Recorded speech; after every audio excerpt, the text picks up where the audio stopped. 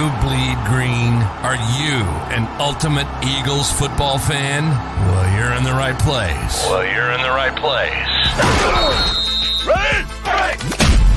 This is Birds 365, hosted by the new Mac and Mac, Jody McDonald and John McMullen. Here we go! Who collectively have covered and talked about more than 50 plus years of Eagles football. Kick off your day with Birds 365. You'll get debate. We love to argue. You'll get the real story from inside the locker room. And you'll hear from some of the great football minds from around the region. You're about to become an Eagles insider. Get in the game. Join Jody Mack and Johnny Mack and join the football community that flocks to Birds 365. Birds 365 starts right now. Welcome to the NFL. Let's go! Let's go! Go!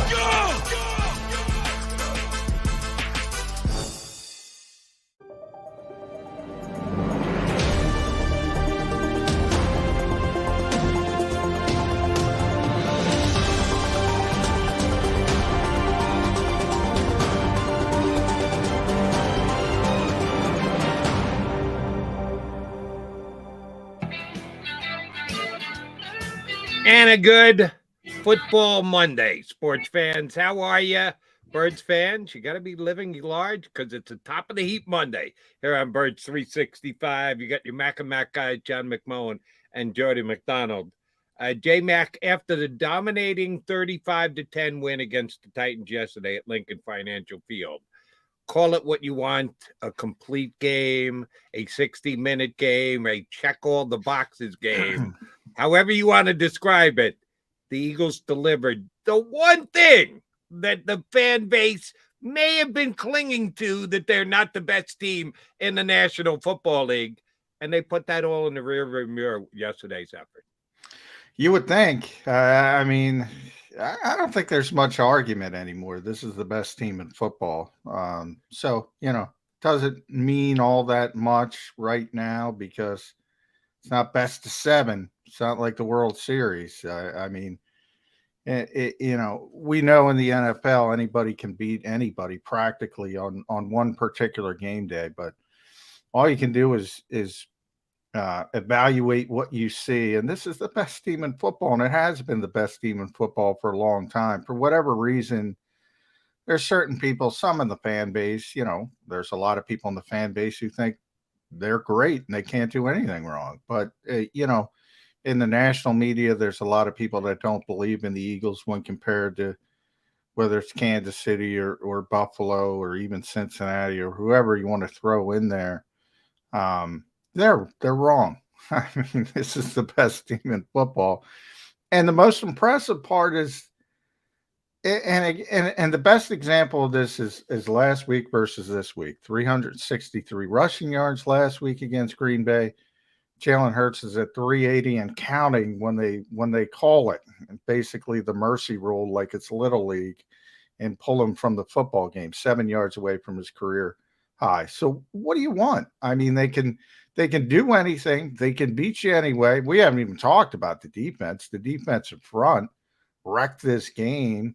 The special teams even, which is legitimately a concern. They were great, special teams wise. All of a sudden, Britton Covey, Tennessee's got this really strong-legged punter who outkicks his covers. And all of a sudden, you see Britton Covey with some room.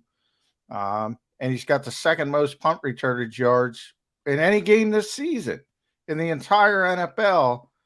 Christian Ellis, who they elevate from the practice squad, by the way, they should have done that earlier because, he might be the special teams player they're looking for. He was great from basically the opening kickoff.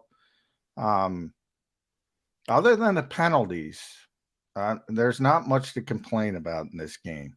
It's as close to I always say the complete game, the so-called 60, it doesn't exist, but this is as close as you can get to the so-called mythical complete game. They checked all the boxes yesterday, and it was a sight to behold We'll get into the whole penalty thing, which every time they took one that made you roll your eyes and shake your head, all they do is turn around and put up a 20-yard play the next play.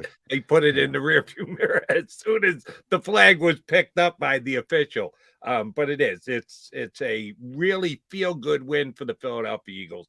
And yes, I know I get overly vexed by power rankings, which I readily admit mean nothing. It's a snapshot opinion, usually of only one person. Some of the media outlets use a group to put their power rankings together. If any outlet does not have the Philadelphia Eagles as number one team in the National Football League this week, they're going to have some questions to answer, because I just don't possibly see how it can happen. If you want to talk about who's going to win the Super Bowl next year, that's a different conversation. Yeah. Because a lot of people, and I think rightfully so, can lean on, well, what have they done in the playoffs lately? Previous years' playoffs experience, we know Brady's Brady, and San Francisco's been to 2 straight championship games, and Kansas City goes to the Super Bowl all the time, and the Bengals were in the Super Bowl last year, and we know all those things. And it's been a while since the Eagles won a playoff game. So that's legit if you're talking about the ability to win the Super Bowl at the end of the year. How you're playing this year outweighs all of that, but it doesn't dismiss all of that. Power rankings are only supposed to be about what you're doing this season. And the Philadelphia Eagles are 11-1. The Kansas City Chiefs got beat yesterday by Cincinnati, so they've now got 3 losses. The only team with 2 losses are the Vikings, who just were able to survive. Yeah, I nailed that game for you, Jody. I told you Mike White was going to throw the football all over the field. He only dropped back to throw it 60 times. Yeah. Man, they are asking that guy to step in and do a lot. And they almost pulled it out. Berrios got his hands on a pass in the end zone in the last minute of the game. He just couldn't come down with it. So the Jets almost did the Eagles a very big solid by giving the Vikings their third loss. I don't think the Eagles are worried about the Vikings, nor should they be. That team, yeah, that's a weird team. I mean, they just give up yards and yards and yards and yards, and then make a big play in the red zone. And then that's, as my friend Bob Groats will laugh at me when I say that's not sustainable. That's not sustainable. The Eagles, what they're doing is sustainable because they do everything. They do everything well, literally, on the offensive and defensive side of the football. I know people are going to, you got the Jonathan Gannon haters. I imagine they're going to be hiding today. But, through the 10-1 start, forget about 11-1. This was a really, really impressive performance. But, statistically, contextually, compared against everybody else, they're good. And they're getting even better. It's tough to find a hole with this team other than the nitpicking, and, special teams continues to get better. I think the rushing run support on defense is going to continue to get better now that you have Linval Joseph and Jordan Davis. And you and I were talking on CBS last night. The Eagles didn't use many 5-man fronts because every time they did, they were successful. And then they were second or third and long, then they could go to their 4-man fronts. So Linval only played 13 snaps, but they were a damn successful 13 snaps. And I think Jordan Davis was at 6 only. Now, part of that was also the blowout nature, but they weren't going to get high numbers because every time they were on the field, they did their jobs. Linval more so, but it's only going to get better down the stretch. And I imagine I'm upset at myself, Jody, because I talked myself into Tennessee winning this game. I had not picked the Eagles to lose a game this season. And I said, I can't go 17 straight. So I'd looked and looked, who's got the potential to beat this team? And I focused on this game much earlier, and I should have gotten off it, obviously, very, very quickly. They're just a good football team, and everything people say about Tennessee about being tough and physical is correct, but the Eagles are tough and physical too, and they took that as a slight. Hassan Reddick even spoke about it. People are talking. We're the 10-1 team. They're coming to Philadelphia. People are talking about them like they really took that to heart, and they really showed up, especially on the defensive side of the football. It's pretty impressive, and I was here every day watching this team during the Super Bowl run. This team is better. It doesn't mean they're going to win the Super Bowl, as you pointed out, but this team is better, and it's not even that close, Jody. This team is significantly better. If you're just talking about football talent, I certainly agree. This roster, it's got more talent than they showed it in all aspects yesterday. Offense, defense, special teams came as a surprise. Yes, Christian Ellis could have been here a couple of weeks ago, but they got him here. And sure enough, he steps right in and is making plays for him. All of a sudden, Britton Covey is getting major positive yardage on punt returns. So, yes, they did it all yesterday, and they should get a ton of credit for it. Starting with the QB. And again, John was good enough to hop on my CBS show last night, and you and I both agreed. And it's, again, maybe it's you got the eagle-colored glasses on, but I'll take my stand. I said last week, I thought that with the fact that Jalen Hurts had a better passer rating, not quarterback rating, passer rating, which doesn't include the extra weapon that is the legs of Jalen Hurts, which is one of the best weapons in the National Football League. Just a better passer rating, that I would have made him a slight choice over Patrick Mahomes for the MVP. If you check the betting markets, it wasn't close.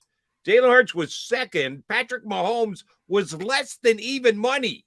He was minus 150 to win 100 to win the MVP. Well, after the Eagle game was over, I got to watch the 4 o'clock action, and Patrick Mahomes got beat fair and square by the Cincinnati Bengals. He's got a thing he can't beat, that Joe Burrow guy. He's now lost him in 2 big games in a row.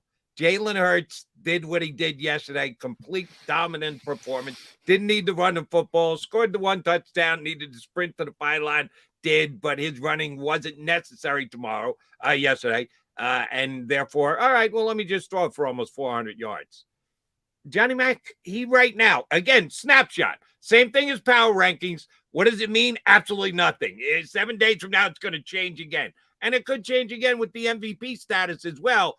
I'm sorry, if I got a vote to cast, right now the MVP of the National Football League for me is Jalen Hurts. Yeah, I'm with you. And I don't even think I have Eagles colored glasses. I mean, I'm the first to say I didn't see this coming from Jalen Hurts, but he has been the MVP of this league. And yeah, I mean, to do what this team does from week to week. And again, I go back, it was the 1987 Raiders, the last team that run for 350 one week and then pass for 350 or more the next week. This kind of versatility offensively is rare, very rare. Usually you have the identity of teams. Kansas City is a perfect example. Well, they throw the football. They're, when Tyreek Hill was there, Travis Kelce, we know the explosiveness in Patrick Mahomes. They never had a great running attack.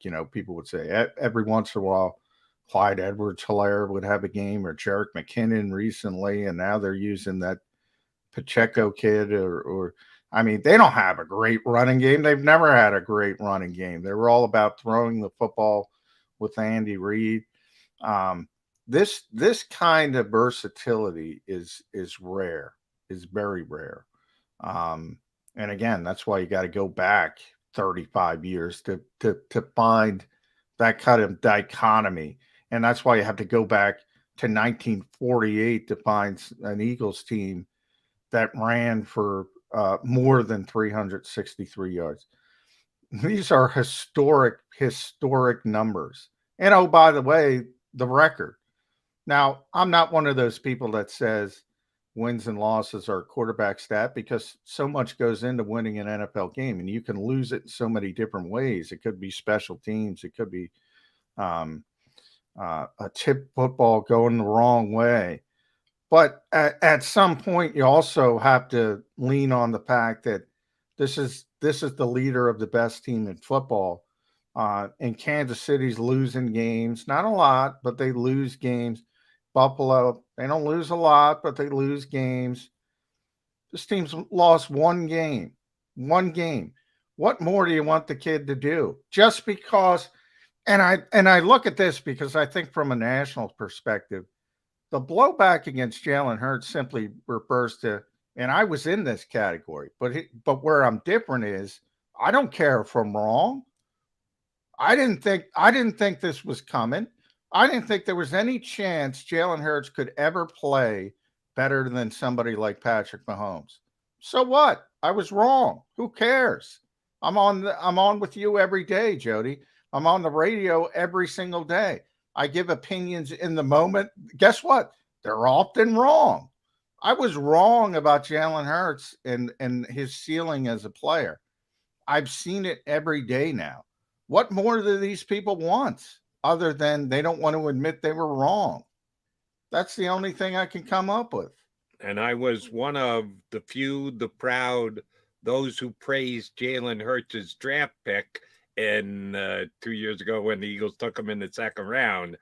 But I can't sit here and go, oh, yeah, I had him as an MVP candidate this year coming in. No way. I thought he'd be improved. I thought those who gave him no chance to be better, you can't improve accuracy. Either you have it or you don't. His arm strength isn't good. I thought all of that was crap. I said his arm strength is fine, and you absolutely can improve your accuracy if you work hard enough and get the right players around you, got the right coaching, and he has done just that. So, yeah, I absolutely projected a much improved Jalen Hurts. MVP status? Yeah, no, I didn't have that. I don't know who the hell had it. Anyone other than just blind loyalist Eagle fans who project their quarterback to be an MVP status player every single year. If you're that type of guy, more power to you. You're living in the moment this year, and you could say, told you so, even though you could have told us so every single year. Hurts has just been stone cold unbelievable. And yesterday's stat for me that I heard during the day, which, again, the word you use, historic, is right on point. 350 yards, 3 touchdown passes, and a touchdown run. The history of the Philadelphia Eagles, they've never had a quarterback do that in a game before. And that's exactly what Jalen Hurts did. Right now, he is doing absolutely everything. The team is doing absolutely everything right. Give him a ton of credit. And you did mention this, too, and this should be fun on our stream when I'm on WIP tonight. There are the JG detractors out there, the Jonathan Gannon detractors. The Philadelphia Eagles, I saw this stat in Ruben Frank's column, his Monday's observation. The Philadelphia Eagles, I did not even realize this, have given up 1 touchdown in the second half of their last 6 games. Just think about that for a second. 6 games, second half only, and altogether too often the game's been sitting in abeyance. It's on the line. Yesterday was blowout proportions, and bench guys got to play. But all these other games were decided in the fourth quarter, or certainly in the second half, and more of them in the fourth quarter than not. 1 touchdown. The bad angle taken by Reed Blankenship, Watson off to the races for 63 yards by Green Bay last week, is the only touchdown they've given up in the second half of their last 6 games. Johnny Mac, how do we complain about a defense like that? Yeah, I don't know. Where do you come off complaining about that defense? I don't know. The only thing I can come up with is, everyone says, and it's not just Philadelphia, but Philadelphia is very provincial. They only care about their team. They don't pay attention to other teams. They don't see what other teams are doing on a week-to-week basis. They don't comp against current teams, which you should always do. They comp against Buddy Ryan and Jim Johnson in this, old school mentality where the game was different. The game was played differently. In the 2022 NFL, the Eagles played defense as well as anybody or as close to anybody, at least in the entire NFL. And it has been that way for the vast majority of the year. Now, there are certain games, week 1, there are certain games where you get gashed, but You're a Jets guy, so I'll bring that up. You see how easy it is to throw the football against good teams.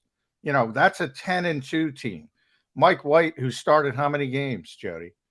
I don't know. How many games in his career? 5. He's thrown it all over the lot like he's, Dan Fouts in his prime. It's hard to play defense in the modern NFL. And the Eagles do it better than just about anybody. And why it's not recognized, I don't know. Because there's this lack of understanding of what the rest of the league does. That's the only thing I can come up with. Yeah, I know from time to time you said you don't like the fact that there's one way that most teams are playing defense in the National Football League. Well, there's a reason for it. You just say that's what you got to do. The way the rules played, the way the game is evolved and changed. Yeah, the Fangio defense is the one that works, and that's why as many teams as are playing it right now are. The Eagles are playing it as well, if not better, than anybody else on that side of the ball these days in the NFL. All right, John McMullen, Jody McDonald, your Mac and Mac Birds 365 guys. After the Eagles established themselves as the best team in the National Football League. John and I both think they'd already done that, but now there is no question about it with their win yesterday, the way they played, and the fact that the Chiefs got beat. It's not even a debate anymore. Or is it? We'll find out. Because our very own Darth Vader is scheduled to join us next. Bob Groats is guest number 1. He joins us next here on Birds 365.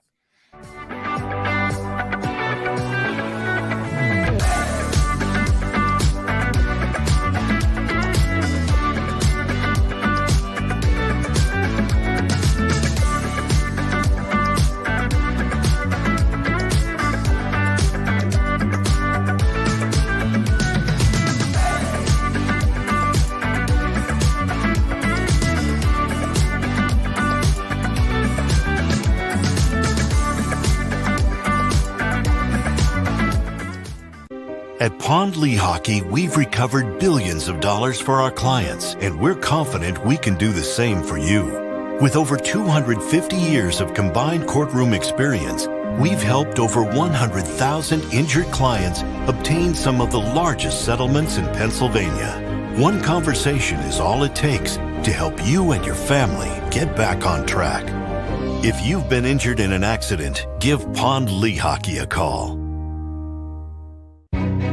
Jim Gardner is an icon. A Philadelphia treasure. He's a mentor, a pace setter. Jim is my North Star. He's trusted, revered, Appreciated. He is Action News. He's compassionate. Honest. And fair. He is extremely dedicated, Motivated. And always seeking the truth. He's also funny. We are a team of many. Jim Gardner is our leader, and we're lucky to have him. Go passionately. Go fearlessly. Go confidently. Go Birds! Go confidently towards your goals with First Trust, Philly's hometown bank for nearly 90 years, and the official bank of the Philadelphia Eagles. We're focused on getting you over the goal line. So go with conviction. Go with trust. Go Birds! And go forward with us by your side. First Trust Bank, the official bank of Philadelphia dreams. Oh, and go Birds.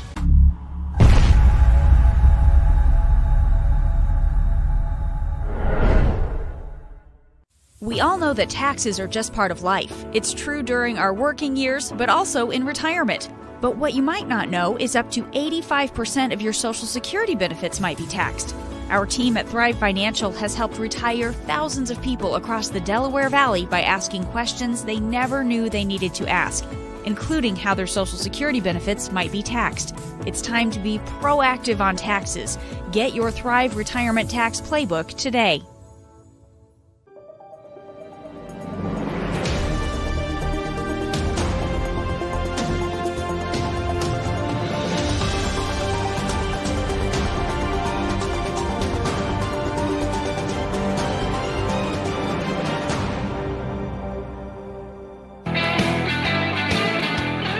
Victorious Monday here on Birds 365. You got McMullen, McDonald, And I wasn't kidding when I said Darth Vader, our very own Darth Vader. Delaware Spinus, by the way. I'm not sure if he's the hammer.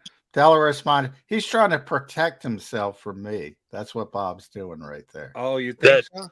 That whole press box, man. Jody, you wouldn't even step in there if you heard all the coughing yesterday. It was ridiculous. Really? And then they're passing the stats out. Oh, my God. With a big glob of, I shouldn't say that.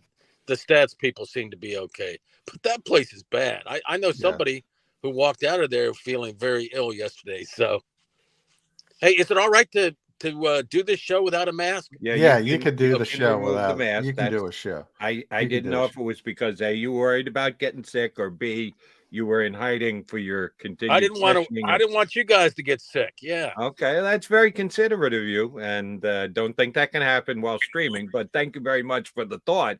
I thought maybe you were hiding from James Bradbury, who continued to play great football for the Philadelphia Eagles. Yeah, the smartest cornerback, the slowest cornerback in the National Football League. I've never seen anybody overrun an interception like that. That should have been a pick six. And that's amazing. What a savvy play! If he had only remembered to take the ball with him, I mean, it would have been what, 42-10. And by the way, you guys, you say they're the best team, right, in the NFL? I don't think they're the best team. I don't think they proved. No. Look at that. Look at that Titans team yesterday. I mean, come on. By the end of the first half, they had nobody left. They were out of players. They didn't have anybody coming. In all fairness, they had nobody coming into the game. They had a mystique. They had Vrabel and his, that tough physical thing going. But that you saw physical, Bob. You saw how far that takes you. Yeah, but. I mean, it was an impressive win. And Jalen Hurts, it was effortless, I mean, come on, man. It is effortless with Jalen Hurts. Treylon Burks play was a big deal. When he got a concussion, it was a great catch, but Marcus Epps lit him up. And by the way, that was a legal hit, but they just call difficult hits. They just call those. You don't think there was helmet-to-helmet contact there? I think there was, but it was he led with his shoulder. I mean, it was incidental, the helmet-to-helmet. I don't know what defenders can do. Yeah, I think he gets fined. But hey, the Titans have they need a quarterback, they need receivers, and they need a left tackle. They're out of guys. Yeah, so. And that officiating yesterday was ridiculous. I mean, Adrian Hill, baby. I give the Eagles credit for fighting their way through that. It was ridiculous. He wanted some camera time yesterday, Adrian Hill. It's supposed to be the NFL, not the National Referees League. It's the National Football League. And what was there? There was almost 20 penalties, I think, 19 or 20 penalties.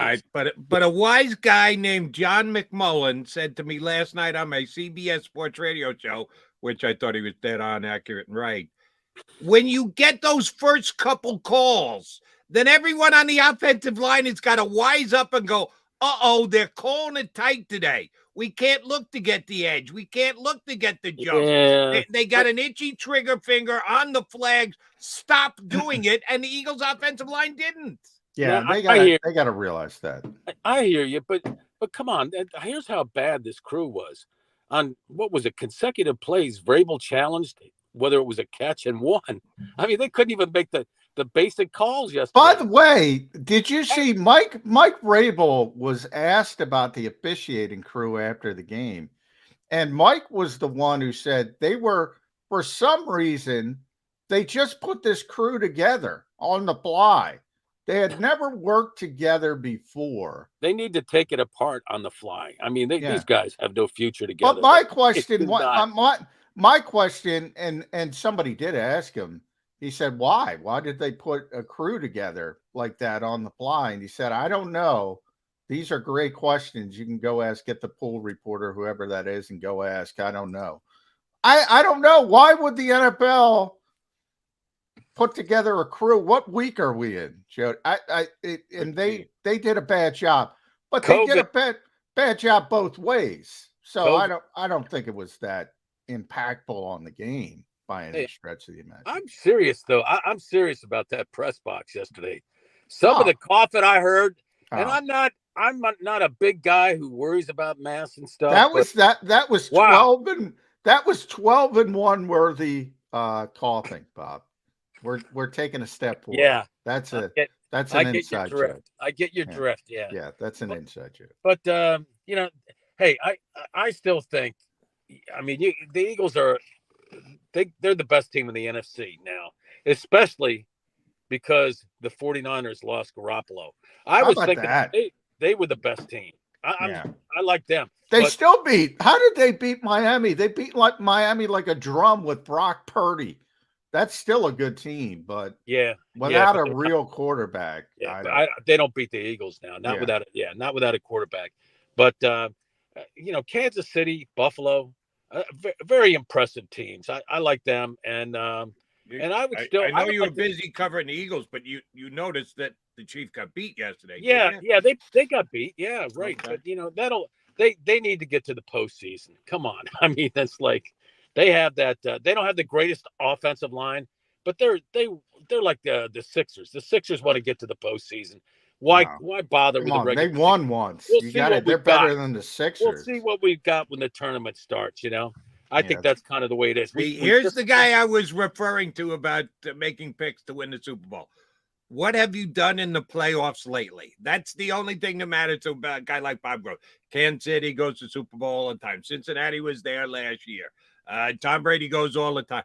Who's to say that a team that doesn't have a ton of playoff experience and or a ton of wins under their belt in a given season makes a large enough jump that they can't win every game they play in January? Yeah. Hey, I think they definitely are going to be a team to deal with in the playoffs, and just for the fact that Hurts alone, and I'm thinking back to last year, that ankle injury, who knows? Maybe they give Tampa a better game last year in the playoffs. The Eagles do if that ankle's 100%. But he's been remarkably healthy this year too. That's impressive. He took his biggest hit. That was what Bud Dupree got him. That's the first time all year I think he's taken a big hit. He felt it, but he popped up. That's interesting. That's interesting. ESPN ran stats, a graphic before the game. And according to them, their stats, I think Hurts, it was 13.997. He was taking 14 hits a game. And those are like sacks and quarterback hits. And that was second in the league. Yesterday, but they're not big hits, though. Yeah, well, big hits. Yesterday, they really minimized that by throwing the ball. I mean, and getting it out there early and fast, and the protection was really good. It's always really good. Did we mention that the Titans were missing their best pass rusher, and they had another injury up front? Yeah, they were. They and the Burks injury really hurt them from an offensive perspective. Taylor Lewan's been out forever. You mentioned their best corners out, and they lost their two best corners. Were out, by the end of the first half. They lost another corner. They got a rookie against A.J. Brown. That was a disaster. That speaks to the Eagles' depth, though. I mean, the fact they've had injuries, and look at Reed Blankenship, though. The Eagles are rolling out Reed Blankenship and Josiah Scott, and they're making do. So you got to give him credit for that aspect of it. Made people forget about Avonte Maddox. Not me, man. Not me. You could do a lot worse than Josiah Scott. I think he's having a good year. And Epps had a great game yesterday. Blankenship was good. And the defensive line just moved the line of scrimmage, So what was better yesterday, Bob? The defensive line or the quarterback? I got to say the quarterback. Yeah.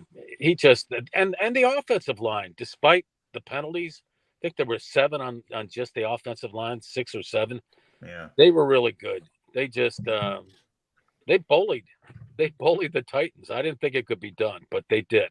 And even though they were depleted, the Titans, they still, I mean, you just don't do that to them.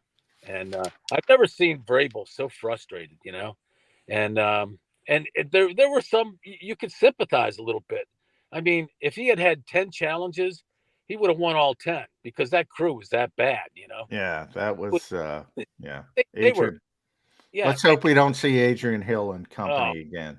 The only thing he did right was at the end of each quarter, he would say, "This is the end of the second quarter." He got all of those right. I made a. He did get all of those right. Yeah, but that crew, as far after that, they were brutal. So. All right, Mr. Groats, if Nick Sirianni has asked this question at his day after press gathering today, could his answer potentially be this? How are you guys going ahead and trying to replace Dallas Goedert? Answer being, however the hell we want, seeing as they put up 40 points and 35 points in the 2 game that Goedert has gone out. I know we wrung our hands a little bit about it here on Birds 365, but has not been an issue. And yesterday, oh, by the way, Stoll caught a couple of balls and Calcaterra caught one too. It doesn't have to come from the tight end. It can come in many different ways, shapes, and forms, and it's done so to the tune of 75 points the last 2 weeks. Could Sirianni take a little bit of a victory lap on this one? Well, he could, because they're getting not only is Hurts making those guys obscure tight ends, making them better, but Quez Watkins looks like a guy to be reckoned with. And I have to credit the Eagles for the adjustments they've made, because the loss of Goddard is huge. And by the way, he'll be back right at, what is it, one more game, John? He's got December 18th, so he's got yeah, I mean, he says he's ready to go. He didn't have a dislocated shoulder. It was just an avulsion. There was a slight tear of something in there, a strain more than the glenoid. He had a small fracture in the glenoid. Yeah. You know, victory lap, you know, if he doesn't take it, he could, you know. But knowing Nick, you know, instead of he wouldn't take a victory lap for competitive purposes, you know. He'd be afraid that somebody would see that and use it against him. So, but by the way, there's your coach of the year too. I mean, that's pretty amazing. He's not getting a lot of talk right now, but we'll see what happens. I hope we don't get a Joel Embiid effect here. He should have been the MVP last year. Yeah. And I think there's Philly hate that's involved in these things. I really do, because there's no way he shouldn't have been the MVP last year based on what he did for that team. Yeah. I think how many Bob, let me just ask a quick honesty question. How many minutes did you watch Nikola Jokic play last year? I'm going to go over under 20. I'm going to go I think under. I only saw the press conference where he got that's what I figured. Okay. Plus he plays more. I think the better, you know, Jalen Hurts as MVP is the better comparison with Joel Embiid. Not a great comparison because Jalen plays all the time, but he should be the MVP, and he's not going to be the MVP. Well, I shouldn't say that. If Kansas City loses a couple more games. Even Josh Allen, it'll be interesting. He was very popular last year. He got voted like second alternate. That's Pro Bowl. Third alternate. Yeah, but that shows you how popular he is, because that wasn't if you ask me, that wasn't a great season. You know, they looked at what he did though, and they thought he was really good. His colleagues, so they think they believe in him. So he's very well liked around the league. But yeah, I wouldn't. The guys who vote are Rob Motti and the AP guys, and you know, some of the national writers. So you know, they're the ones. Wasn't Rob a Carson Wentz guy? I think Carson Wentz gets his. Rob is a Carson Wentz guy, but no, Rob is very fair. Rob's not. Rob's a straight shooter. Yeah, Rob's. By the way, some of the people that were Carson Wentz guys for, you know, he's gonna end up in Canton and stuff. All of a sudden they're turning that around and saying Hurts is gonna be the guy in Canton. It's funny. They got short memories, man. You know, and everybody's got short. Nick Foles, and Nick Foles had some great games there. I won't take that away, but it's funny the way things work. I like that. The Hurts thing, I still don't think he's ready for Canton, but he's certainly having a good year. What is it now? 20 touchdown passes and 3 picks. Yeah, 3 picks. That's impressive right there. And then he's got 9 touchdown runs or 8. And he's taking deep shots. That was nice yesterday. You know, typically when you have quarterbacks that don't throw a lot of interceptions, it's a bunch of check downs. They're very safe. Jalen's generating explosive plays, you know, throwing 40-yard touchdowns, 29-yard touchdowns. and not turning the football over. That to me is the most impressive part. They're still generating the explosive plays down the field. He's seeing everything. I mean, you look at him and then maybe somebody like Dak Prescott. Dak looks like he's just trying to throw interceptions sometimes, You don't see that out of Jalen. Yeah, how about that fourth quarter by Indy? Oof. Yeah. Oh, Oof. yeah.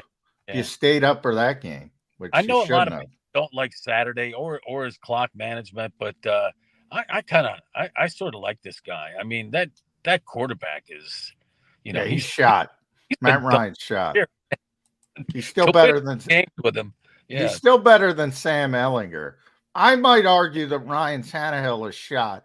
Ryan Tannehill is playing has played a lot of football, Bob, and he looked like he didn't know what the hell was going on from the Eagles defense. He refused to pull the trigger. He was skittish.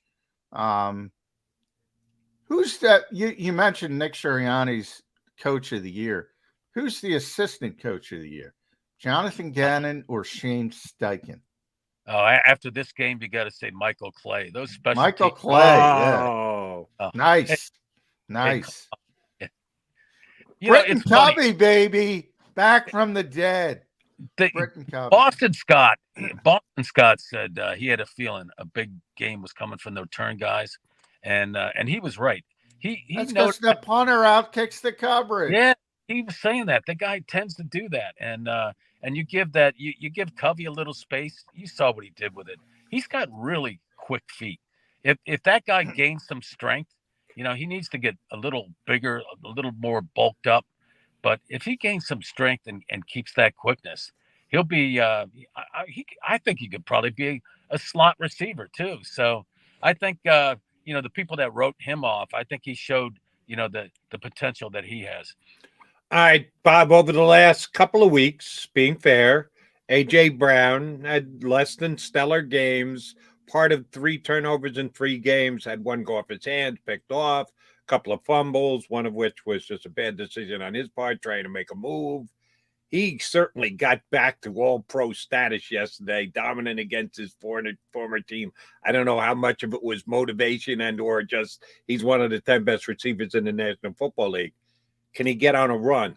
We saw 3 mediocre games in a row. Can we see 3 off-the-chains games in a row now? The next game will be fun because I think the cornerbacks of the Giants, they're decent, aren't they, John? No, they're I young. mean, they're bigger. Their front has been playing well, and they got to be better than what the Titans. Oh yeah, well, the Titans were down to Trey Avery, rookie corner. I mean, he was overmatched. So they got to be better than that. But they had no pass rush either. I mean, that was yeah. So. But I think this will be an interesting game. But, the Eagles, I don't know what the line is. Double digits? 6.5. 6.5. Their favorite. That's it? Wow. Yeah. It's on the road. It's in New York. No, on the road, yeah. So, you get 3 points to be the home team. So that's a pretty significant favorite. Get the title out and put the title on the Eagles covering there. I think they'll crush the Giants. I don't think the Giants will be able to score enough points. I don't think the Giants can keep up with the Eagles. Simple as that. They can't. You're right. They can't score enough points. It's all about Saquon Barkley. They don't have threats at receiver. Maybe they'll win the Odell Beckham sweepstakes, but who cares? Who makes the Pro Bowl team with the Eagles? Who do you think their peers? My God, it could be so many. It's going to be Hurts for sure. It's going to be Hurts. Kelsey, Lane Johnson, AJ, Dallas Goedert, even though he's been hurt, will get serious consideration. Defensively, it's going to be interesting. Slay is obvious. Slowest cornerback in the league should make it. Slowest cornerback in the league should make it. Savviest cornerback in the league.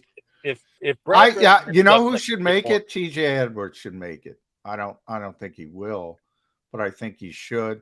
And I think Javon will make it because of all the sacks. Yep. And you didn't mention CJ Gardner, Chauncey. Yeah, CJ Gardner as well, because now that's going to hurt him because he's out for 4 games now, but he's got so many interceptions already. I think he'll get serious consideration. Even though he hasn't played for 2 weeks. Yeah. Yeah. And the other thing about the Pro Bowl, I've only been saying this for 30 plus years. Yeah. Making the Pro Bowl is borderline irrelevant. It's just slightly more relevant than power rankings because guys beg off.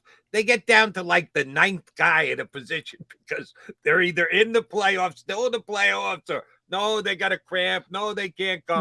So making the Pro Bowl is kind of irrelevant these days. Well, now they're not playing the game anymore.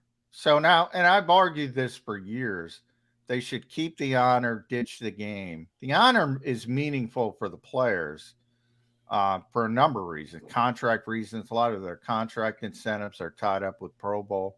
But because they're not playing the game, Jody, they won't have all those alternates. Do you think more guys will go just to compete in the stupid contest they're going to have? I don't know about that, but they're not going to have. They might bring in players, but the Pro Bowl players are going to be the Pro Bowl players, right? But let's say they're bringing a guy to do these skill competitions they're going to have, and he's not really that good a football player, but he's a really athletic guy. Does that mean he made the Pro Bowl?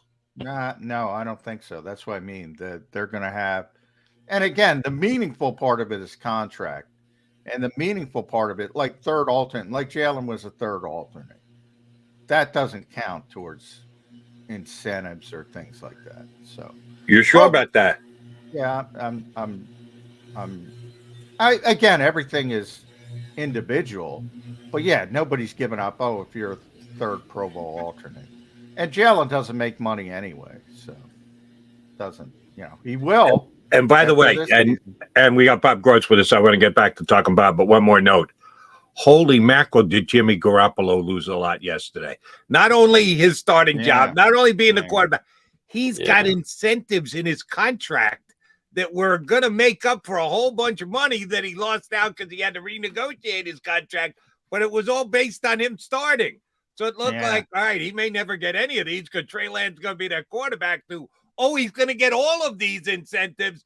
Then now he's going to get shortchanged just because he broke his foot yesterday. He got screwed big time. Uncertain future again, too. I mean, these are really prime income earning years for him. So, that's a really tough break. And that is a good team that had a legitimate shot with Jimmy G. And Jody knows I'm no Jimmy G fan, but he's at least competent. Now with Brock Purdy. Man, everything's coming up Eagles, Bob Gretz. Everything's coming up Eagles. You got to say that. And I think New Orleans is still doing they're still struggling too, right? Well, they're still in it. They're still in it. For the Saints. Yeah. If the Saints win tonight, they're legitimate contenders in the NFC South. Wow. That's amazing. That's like amazing. The old NFC East, yeah. All right, Grote. So next week, you got the Giants coming up. Brian Daboll, you've just put in the rearview mirror for Coach of the Year. You've had him as the leader in the clubhouse. We'll all rightfully so. Put him in the rearview. I think he's a good coach. I like that guy. I think he's a very good coach. Yeah, very good coach. Getting that many wins out of Daniel Jones, that's impressive. But they didn't get a win yesterday. They got a tie. No, but I mean they gotten a lot of wins out of him. A lot more than I thought he had left. I didn't figure that he'd be playing at this point, Yeah, they got nobody else to put in there, so there was. And they got Galladay. That he's a coach killer. Yeah, is he not? They don't have anybody. Coach killer, Kenny Galladay. Their best receiver, I guess, is Darius Slayton. I don't even know. Yeah. Who else would you say, Jody? Wandale Robinson is hurt. Right. No, the Giants have very little weapons on the outside. Right. And impressive coaching job. Yeah, that offensive line is coming along though. They got they got the foundation except for the quarterback. They got to get a quarterback, right? I say so. I've been saying about Daniel Jones since the day he was drafted that this guy isn't a franchise quarterback. So we'll see where they go. You think the Giants still got fight in them though? Yeah, they're in a playoff spot, so you and I don't think they can do anything when they get there. But they fought and clawed yesterday, didn't they? Weren't they down 13-0 or something? Didn't they come back and I think it'll still be a double-digit Eagles win, but they're not going to go quietly. There's no question, that and that defense is they kick some rear end, So I that's going to be a fun game to watch. But I don't see anybody, the Cowboys. I guess that game won't be real meaningless at the end of the year. I don't see anybody doing anything to the Eagles now. I mean, I was of the belief, as were some others, that the Titans game would be their biggest test, and then I didn't really see the Titans that showed up, on that for that game. There was some injuries, and they're even thinner than I thought. I misevaluated their depth. Oh, I missed that one bad. I'm disgusted with myself, Bob. And the Eagles, they did look. That was a tremendous game. I mean, for this time of this late in the season, and they're how healthy they are, how the quarterback is playing. You look at all that stuff, you got to be thinking, where do I want to stay in Arizona during that Super? Yeah, and they're so good. They're so good. It's boring. They're so good. And by the way, I want to give credit to two guys on the Eagles sideline yesterday. That would be Nick Sirianni, Jonathan Gannon. They got their subs in on defense. The last time the Eagles had a blowout win, we had the whole, I ran it by Nick. Jonathan Gannon passing the buck to Sirianni that he didn't give him the go-ahead to clear out the bench and get some guys in there, which I thought was kind of weak on both their parts. Sirianni for not doing it and Gannon for throwing his head coach under the bus. They both got it done yesterday. Well ahead, let's give those backup players a little bit of a chance to play. You got to see Nakobe Dean going in and making plays. You got to see Nakobe Dean. Nakobe Dean looked like a franchise linebacker. I don't know if anybody else feels that way about him. I do. Yeah, have since the draft. He did look good. At least we got to look at him yesterday. He did look good. He looked like, exactly. He didn't play that much, but he was in on a ton of tackles when he was in. He was tied for, I think, or second on the team. Second on the team, yeah, and he barely played. He's always around the football. You could be seeing a bigger role for him. I would not, and I'm not this year, but he's going to be a good player. That. Didn't Kaiser White get hurt? Yeah, he did. We got to see about Kaiser. That's why he played. I don't think it's too serious, but we'll see. But nothing wrong. I mean, you can always behind two really good players. You can always mess him off the field, John. They kind of did that with Robert Quinn. I didn't know he had a bad knee. Did you? No. Yeah, I don't think Robert knew. That kind of came out of nowhere. The old designated injury. I got one last question before we let you run, Bob, and let you put your bats back on. And it really on a 35-10 win. Why are you bringing this up, Jody? Because I'm inquisitive. Sean Bradley active yesterday? Oh, yeah. He had a big game on special teams. He hurt his hamstring. He had a couple of tackles on special teams. They gave him credit for Jeff asked the press box operator or speaker. He gave him a couple of tackles he didn't get if you watch the replays. But potentially, yeah. That other guy, the guy that they activated from Christian Ellis, man, he was great. He was great. I wonder why he wasn't elevated more earlier in the season if they had that in their back pocket. Well, with Sean hurt, he's going to play some more, definitely on special teams. But the special teams, the coverage, that kick returner and punt returner that the Titans have, he's pretty good. So they did a good job. No gashes, finally, first time in weeks. They didn't do any trick plays. The Titans didn't, so they didn't have to worry about that. And Britton Covey got off. I mean, that was impressive. Yeah, how about Britton Covey? Yeah. The second best punt return game in the entire NFL. Britton Covey. That yesterday. Was, the whole year, not just the week, by the way. People don't understand that. He had the second most punt return yardage all season. Very nice. I've always said you're only as good as your punt returner. He's a lock to be here again next week. And I'm looking at Sean Bradley, no tackles yesterday, as per the official NFL stat. So I'm taking you guys' word for it that he was actually there and on the field, because you can't tell so from the box. No, you gotta scroll over, Jody. He had two unassisted tackles on special teams, one assisted. He had none on defense. He didn't play. Jordan Davis didn't have any tackles either. How many? Now he only played 6 snaps. Jordan Davis. I don't remember one. Yeah, but they had Linval only had 13 because they were every time they rolled out the 5-man front, they stopped Derrick Henry, so they rolled it right back off. Yeah. Well, they're 4-man. They're 4-man front. They didn't just run it on first down. Their 4-man line was tough too. They dominated. It dominated. That's the point. And got to the quarterback without having to go to any kind of a 5th guy on the blitz. So kudos to Jonathan Gannon. All right, Studley, go put your mask back on. Go inside. Don't cough on anybody. Don't get coughed on.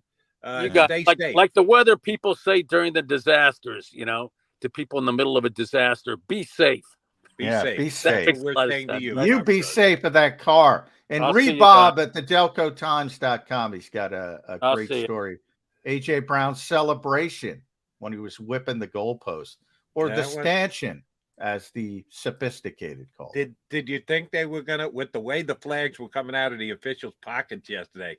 Did you at least for a millisecond go, they're gonna throw the taunting? Somebody asked me that. I forgot. I didn't cross my mind at the time. It did. But I guess. Going back to when Randy Moss feigned taking his pants down at Lambeau Field. Using a prop is usually a reason for 15 yards to be tacked on. Yeah, I didn't even think about that in the moment. I did. I'm glad they didn't, though. I'm glad they didn't. I thought they were going to tack on 15 to the kickoff thereafter, so the Eagles were going to have to truly show their coverage skills, because I thought it was going to be a long Jake Elliott kickoff. It was not. It was a 35-10 win by the Eagles. John McMullen, Jody McDonald chopping it up for you. Chris Franklin, NJ.com, going to join us in about 20 minutes from now, so stay with us here on Birds 365.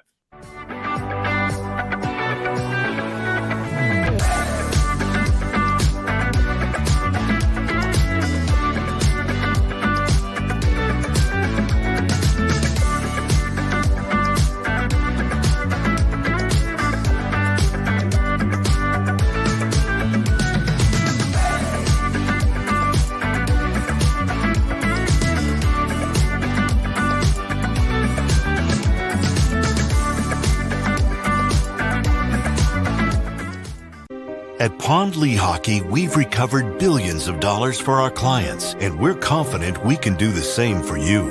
With over 250 years of combined courtroom experience, we've helped over 100,000 injured clients obtain some of the largest settlements in Pennsylvania. One conversation is all it takes to help you and your family get back on track. If you've been injured in an accident, give Pond Lehocky a call. Jim Gardner is an icon. A Philadelphia treasure. He's a mentor, a pace setter. Jim is my North Star.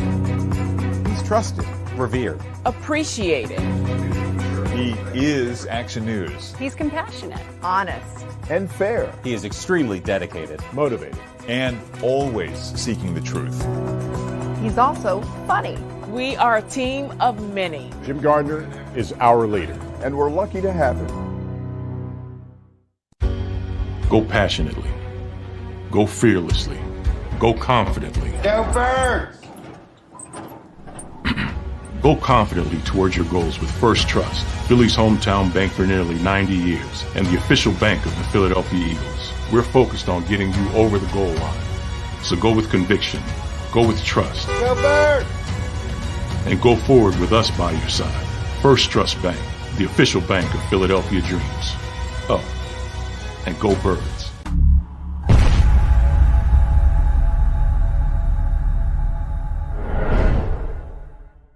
We all know that taxes are just part of life. It's true during our working years, but also in retirement.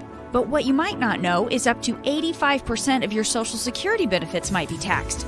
Our team at Thrive Financial has helped retire thousands of people across the Delaware Valley by asking questions they never knew they needed to ask, including how their Social Security benefits might be taxed. It's time to be proactive on taxes. Get your Thrive Retirement Tax Playbook today.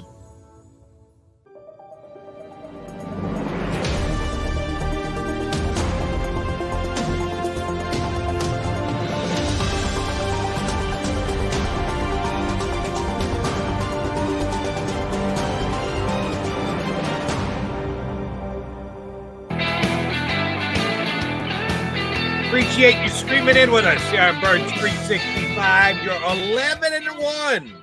Philadelphia Eagles with a very impressive beatdown of the Tennessee Titans yesterday, 35-10. Johnny Mac, Jody Mac, Jack chopping it up. Chris Franklin from NJ.com going to jump in his usual day after game for the Eagles this time, 11 times in 12 games. Day after win. He's going to join us coming up in less than 20 minutes from now. Johnny Mac, you and I kind of touched on this last night on my CBS show. Wanted to do so again here. If you're Nick Sirianni walking off the field yesterday after the game, you're thinking to yourself, man, I can't have a better result. Because they did everything necessary to blow out a winning team. Say what you want about the Titans. Groats kind of put them on blast that they're not as good as you think. They're a mystique. They're a kind of a reputation team. All right. Their quarterback isn't very good. He's a mediocre quarterback at best. But the Eagles just shut down. And Henry has been as good as he's been for the last couple of years. To shut him down and completely take him out of the game, pretty damn good accomplishment for the Eagles. But what I thought of when Sirianni was walking off the field was not only did we do what we did, but I've also still got a teachable moment because that first half was hard to watch. Every play was a penalty. Now the Eagles would come right out and get 20 yards on the next play thereafter. Even when they got behind the sticks, I tweeted during the game, there's probably going to be some disciplinary action at Stoutland University because they took as many flags as they did. So, yeah, it gives Sirianni the chance to actually go, yeah, but we were great. Yeah, but we still got things we can work on. We still got things we can clean up. Yeah, they did. They almost shot themselves in the foot yesterday. They didn't. But what was the deal with the penalty on every single play on the offensive line? Yeah, well, I kind of told you about that weird, and I'm going to ask the NFL today why that would be done at this point of the season. But it's what Mike Vrabel said. They put this staff together mid-season out of nowhere, which I don't really understand why they would do that. They were calling everything, and they were being sticklers. And I think, obviously it didn't have much effect on the game, so that's not the point. But I do think, it's nice to have something to complain about as a coach after a blowout win. And he can complain about that and point out, look, all right, they're calling the game. They're doing a bad job. Nobody likes it from both sides. You got to adjust as best as possible. And they did adjust, but it probably took a little bit too long. And yeah, that'll be harped on, but I'm not concerned about it. I mean, it's the best offensive line in football. They're going to figure it out, and they get away with some stuff. I told you they do. They do. I mean, Lane Johnson has the great first, kick step, which he learned from Jason Peters, and Jeff Stoutland kind of teaches all his tackles now, and it all comes from Jason Peters. That thing is zippy, if you know what I mean. I mean, they get off quick. And there's a lot of times that if you want to be a stickler, you can call it. And Kelsey does a lot of things that, say, a rookie center couldn't get away with manipulating the football inside that you don't see. So, it's a little bit of a give and take, as I always say. They have big reputations. They deserve them. It's the best offensive line in football. Think about it from an NBA perspective. The old superstars get the calls. It's kind of the same way in football. All right. And although you and I agree, I think you're a little bit more of a stickler on it than I am. But basically, we agree. The NFL has become an over-legislated game. Game like yesterday, the flags flying everywhere, any little movement on the offensive line. All that being said, I will say this. One off-season rule change that I predict will come into play, and it'll have an effect on the Philadelphia Eagles. And one that I'm telling you should come into play, and it will be very difficult to do so. But I really do believe they got to look into this going forward. First, the one that I don't think they will be able to change, but some smart person smarter than me has to come up with a way to actually be able to figure this out. I saw it twice again yesterday.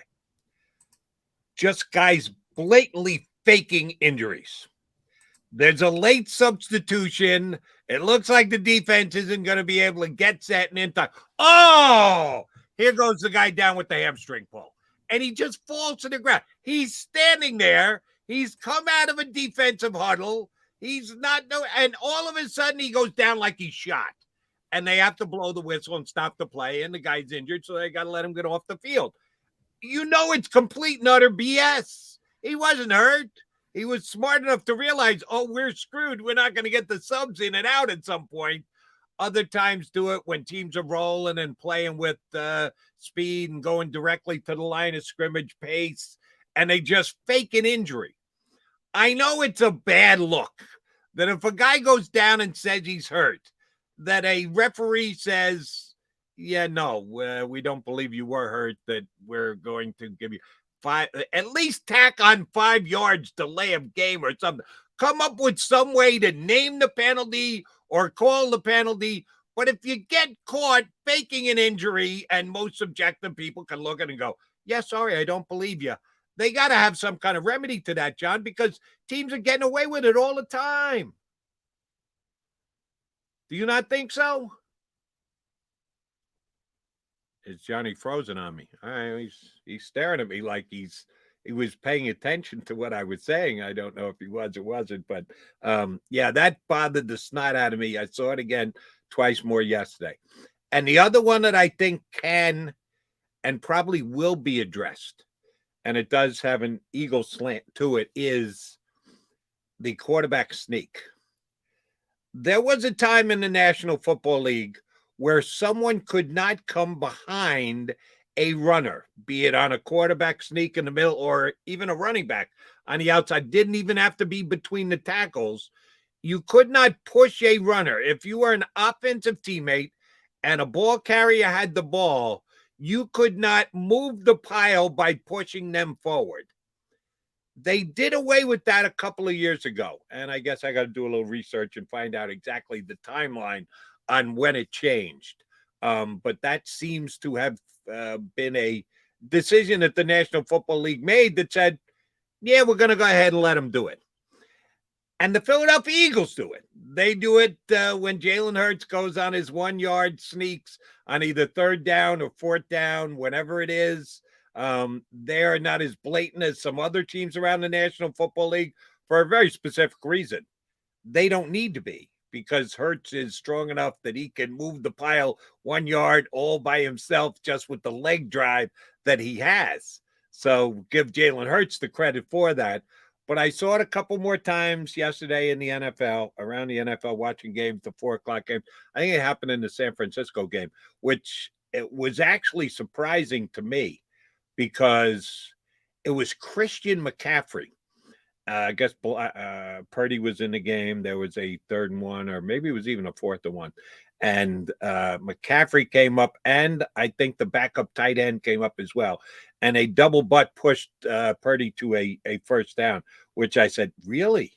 They're risking Christian McCaffrey, who is one of the most talented offensive playmakers in the National Football League, but a guy who you don't want to take a chance with because he spent way too much time on his side of his career on the sidelines with injuries. They were using him, not carrying the ball, but doing the whole push the quarterback forward thing, which did catch my attention and surprised me a little bit. You got to do away with this. Sorry, Eagle fans. This is not an Eagle thing. This is a quality of football thing, at least for yours truly. It's football. It's not supposed to be rugby. It's not where we all get together in a scrum and see who can leg drive the most. Your 7 guys on defense against our 4 guys on offense. There's supposed to be some skill to this.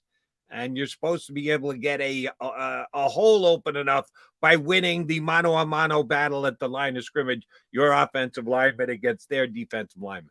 It's become, a rugby play in the National Football League, which I don't like a little bit. So that bothered me some yesterday. And the NFL can easily legislate that because they had a rule in play you couldn't push from behind. So they could just reinstate it. I think they will this offseason. But I don't know how they're going to come up with a penalty for guys feigning injury, faking injury. Call it what you want. It happens a couple times each and every single week in the National Football League, and I think it's got to be done away with. That's just my take on it. Couple other things I certainly wanted to touch on from yesterday's game, and we will get Chris Franklin from NJ.com up here in a couple of minutes. In case you're just streaming on in, I guess we're having issues with Johnny Mac's stream because he just froze up on us a couple minutes ago. We're working to get J Mac up here in just a minute or two. Eagles penalties yesterday, since we're talking about penalties, yeah, they took offensive line penalty after offensive line penalty after offensive line penalty, and they overcame basically every single one of them. Whenever you get the flag gets called back, you get annoyed. But then if you turn around and respond and make another play on top of it right thereafter, well, then you kind of move on from it rather quickly. But at the end of the game, when you go back and check the tape and see the film, you go, wait a minute, why were we moving? Why were we holding? The offensive line had a tough day yesterday when it came to flags. As far as blocking goes, phenomenal. Do you remember any play where Hurts yesterday either was in risk of his life and or desperately had to make a play on the run because the pocket collapsed? Didn't happen. Was just phenomenal protection by the offensive line. Now, I don't think Tennessee brought much to bear as far as pass rush goes. They're supposed to be a very tough team. All right, well, maybe they're tough, but they aren't very skilled when it comes to getting to the quarterback because, damn, Jalen Hurts had time back there.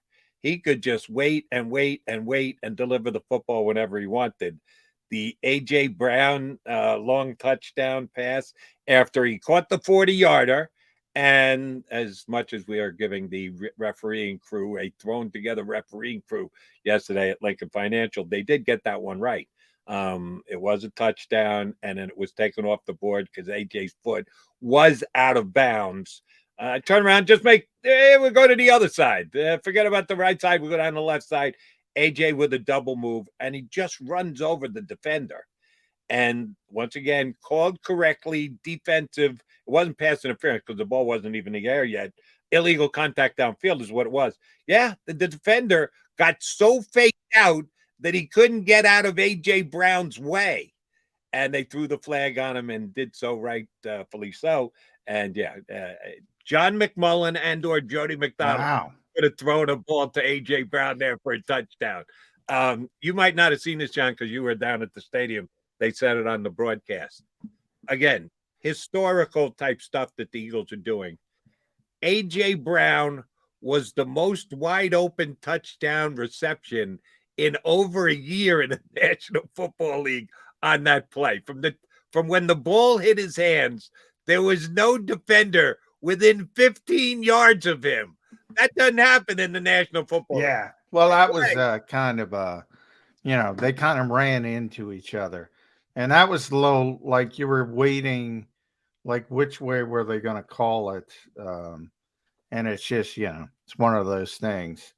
And it looked like, I think it was Christian Bolton got kneed in the groin, I think, essentially. So he went down like a shot. You thought it was shot into the nether regions. I think. I have to watch it again. I did not pick that up on the replay. I'm going to have to rewatch that now. Yeah, I believe that's what happened, but I have to watch it again today. So I just lost power there. So much like Christian Bolton on that play.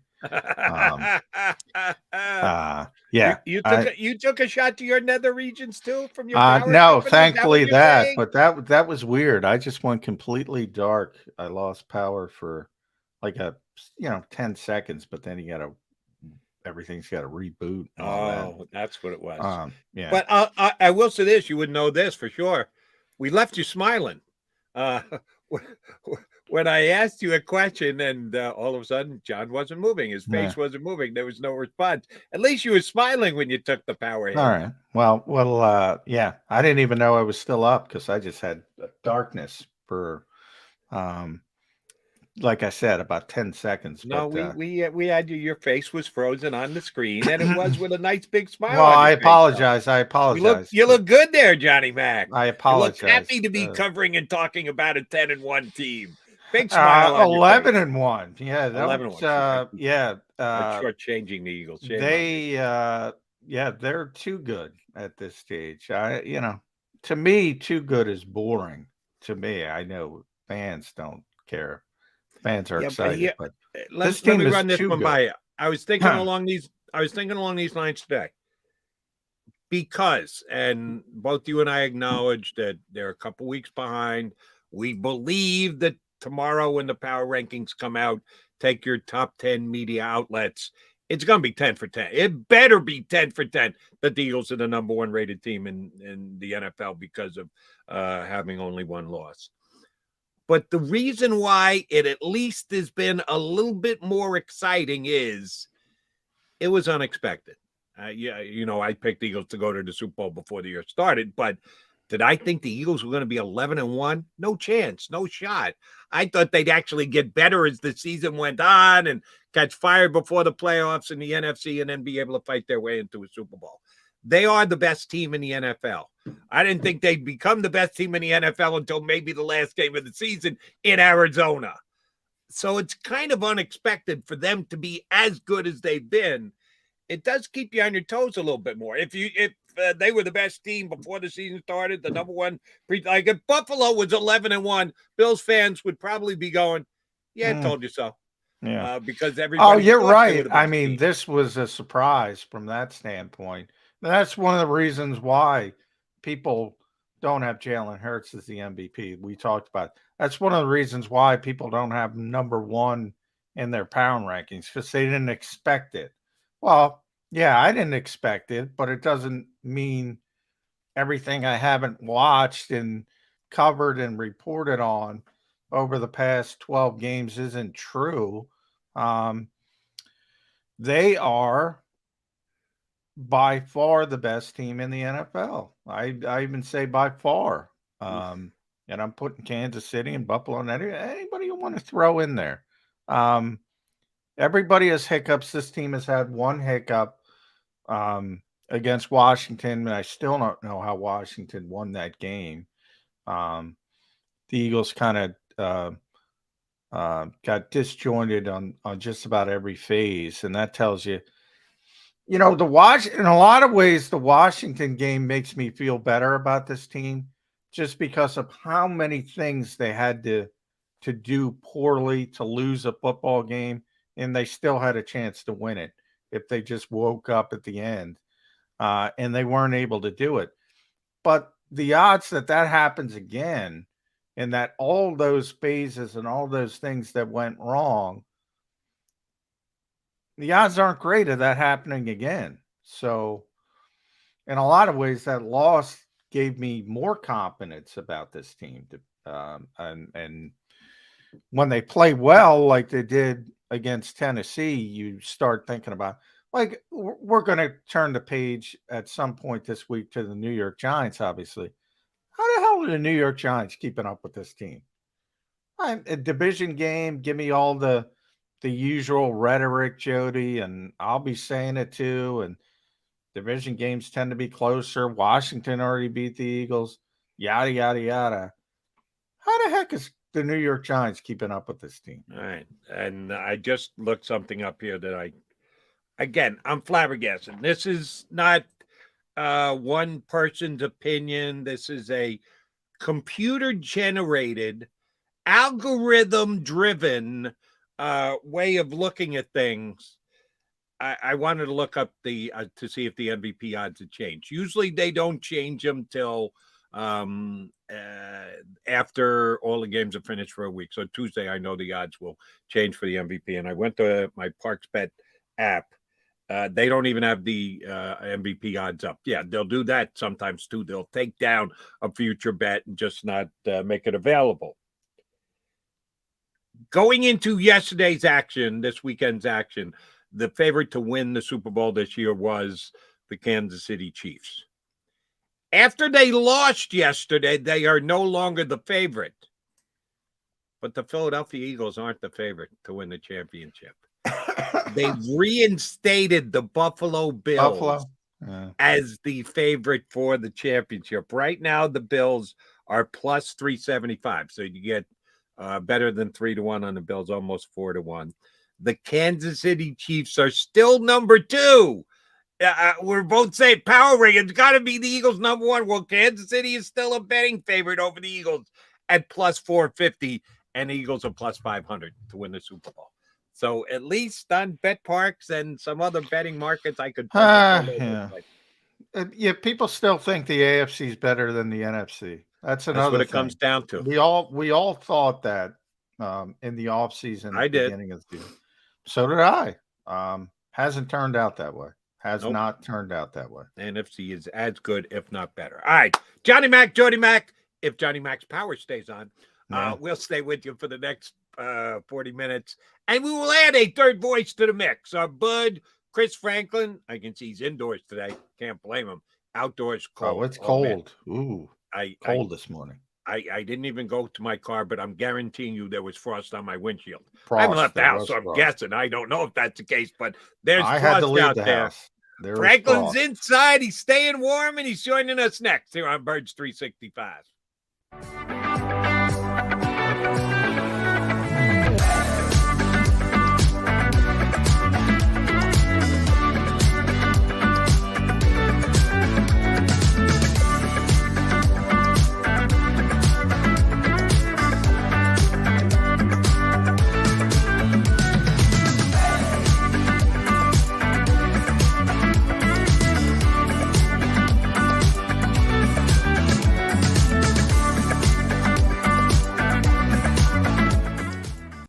At Pond Lehocky, we've recovered billions of dollars for our clients, and we're confident we can do the same for you. With over 250 years of combined courtroom experience, we've helped over 100,000 injured clients obtain some of the largest settlements in Pennsylvania. One conversation is all it takes to help you and your family get back on track. If you've been injured in an accident, give Pond Lehocky a call. Jim Gardner is an icon. A Philadelphia treasure. He's a mentor, a pace setter. Jim is my North Star. He's trusted, revered, appreciated. He is Action News. He's compassionate, honest, and fair. He is extremely dedicated, motivated, and always seeking the truth. He's also funny. We are a team of many. Jim Gardner is our leader, and we're lucky to have him. Go passionately. Go fearlessly. Go confidently. Go Birds! Go confidently towards your goals with First Trust, Philly's hometown bank for nearly 90 years, and the official bank of the Philadelphia Eagles. We're focused on getting you over the goal line. So go with conviction. Go with trust. Go Birds! And go forward with us by your side. First Trust Bank, the official bank of Philadelphia dreams. Oh, and go Birds.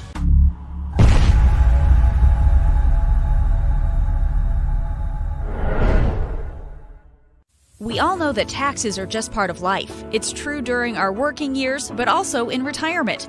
But what you might not know is up to 85% of your Social Security benefits might be taxed. Our team at Thrive Financial has helped retire thousands of people across the Delaware Valley by asking questions they never knew they needed to ask, including how their Social Security benefits might be taxed. It's time to be proactive on taxes. Get your Thrive Retirement Tax Playbook today.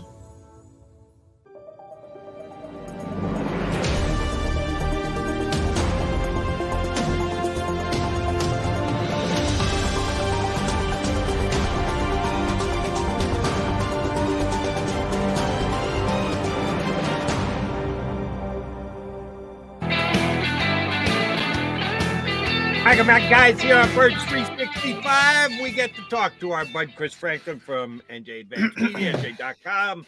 He's been good enough basically all year to hop on with us after Eagles games, and he does so again here today. Best game of the year put in so far by the Philadelphia Eagles yesterday, Chief Franklin? It's pretty close. You know, I look at the way that Minnesota game, I think that was up there for me as well too when you look at the way that they played. But I'll still say the Minnesota game because there's way too many pre-snap penalties by the Eagles in this last game, and I mean I felt like one of us was going to get flagged the way as many false starts that was being called yesterday or the holdings and stuff. But I still put the Minnesota game up there, but I think that's a close second. Yeah, besides the penalties, which you're right, and I think that's a great thing for a coach to play a game like that, but you still have something to complain about, which is always the best teaching tool. Is there anything you weren't happy with on the field, offensively, defensively, even special teams showed up, Chris? I mean, that was impressive. Now Tennessee was banged up. I think the Traylon Burks play, I think, really hurt them. Don't have a lot of weapons, and even him, that's a rookie player. We're acting like he's some kind of proven commodity, and looks like he's going to be a good player down the road. But I can't find anything to complain about. Offense, defense, special teams. Wait, you can say like, oh well, the L1 on kickoff did not go cover the lane. He played great. 2 yards within the side of Christian Ellis, L2 played great. But yeah, it was amazing. First of all, it looks like he may have just bought himself another another elevation. But overall, when you look at the way this team played, when you look at everything that people complain about over time. Well, you look at, Jalen, this passing offense is not an elite passing offense. Well, they put up 380 yards against the Titans, who lead their division. Granted, it's a weak division, but they still lead division, still a playoff team, it's still up there in that. They look at this defense can't stop anybody on the run. Well, they held Derrick Henry to 30 yards, and Ryan Tannehill was your leading rusher on the Titans. Okay, you'll take that. And then you look at the return game. Oh, the return game's been bad, which it has been start declining over that. All of a sudden, Britton Covey has the second most yards over in the return yards punt wise in the league this season and that one game. So it really is tough to find something like that. And he's like, wait, maybe you miss. You feel like maybe I'm missing something. Maybe I'm missing something, but it is tough. It really is tough to find something. The guy's name who, shame on me, shame on Johnny and I together, or we should put quotes in the mix.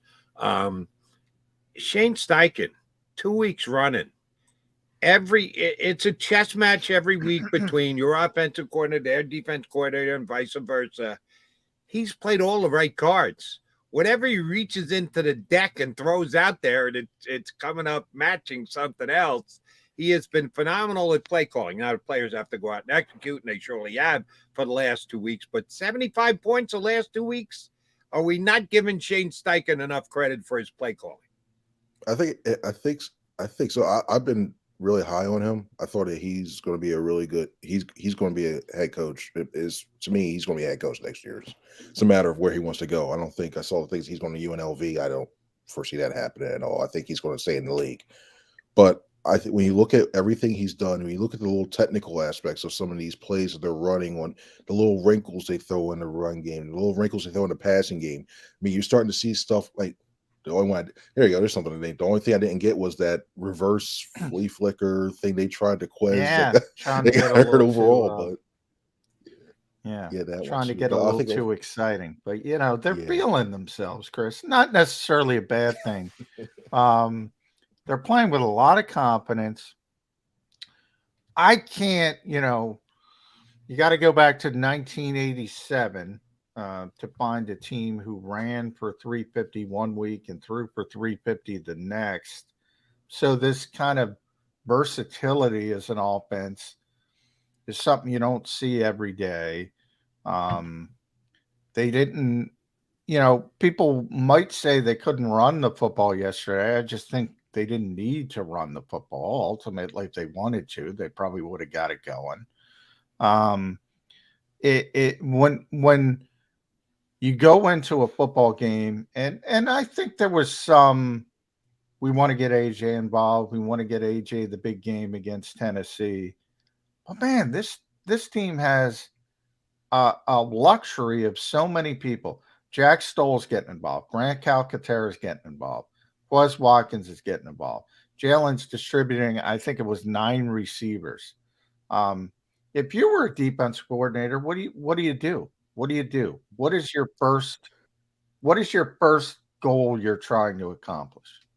I think the first thing is the main thing you got to do is you basically have to contain Jalen Hurts in the pocket. That's the only thing I can think of, because even if, and I know the simplest it sounds because teams have tried to do that, but you got to get pressure on him. And even then, he's proven that he can get the ball out quickly, go to the hot read, and move his way. And the only, I think when you look at the way, I think this, I know it's silly to say, especially when you look at a team that tied with the Commanders last week, but I think seeing a team like against like Wink Martindale and the Giants, who love to blitz, who love to bring pressure and dial up these different little looks, which the Eagles have had some issues so earlier in the season with.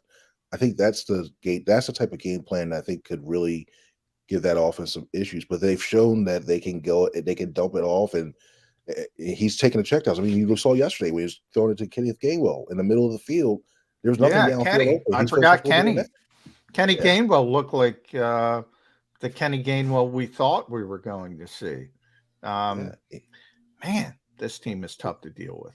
It's tough. I don't know. I'm trying to think of all the different tricks and trades and everything else you can use, but it's really because you're going to leave something open, and they've proven that if you leave something open, they're going to take advantage of it. So, good luck. Maybe that's why I'm not getting paid the bucks for a coordinator job. Good luck.